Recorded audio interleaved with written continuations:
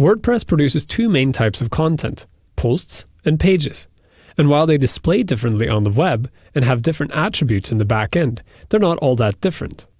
A good way to figure out whether or not you want specific content to be a post or a page is to think about, is this something I want to appear in the main menu? If it is something that appears in the main menu, it's more likely to be a page than a post. This is the main difference. For instance, if we look at the standard layout for this Hansel and Petal Flowers website, you'll see we have two buttons on the main menu. Home, which points to the blog, and then About, which points to a page. So if you want to add something like a contact page, for instance, you would want it to appear on the main menu, and that's a good indication that it should be a page. Creating a page is pretty much identical to creating a post. You go to your dashboard, and you can either click on this drop-down active menu here and select New Page, or you can go to Pages, drop it down, and click Add New.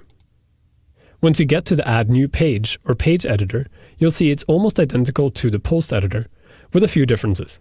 First off, let's give it a title. We'll just call it Contact, and then say, Contact me by hitting me up on Twitter at Morton.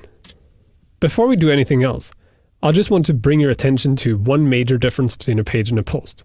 If you look at the URL for a post, you'll see the URL is always hanselandpetal.wordpress.com/ and then a date, and then / and then possibly a category, and then the name of the post. With a page, you have the same core domain, but it only says contact. So this is a direct link. The same goes for the About page, which is just hanselandpetal.wordpress.com/about. You can still edit it, but when you edit it, you're still editing it based on that core domain. The other major difference is that we have no categories here on the side. Instead, we have this thing called page attributes. Parent, where you can set a parent page, and it lists template and order. None of these are very important right now, but I just want you to note that they're there. All of these will be covered later in this chapter.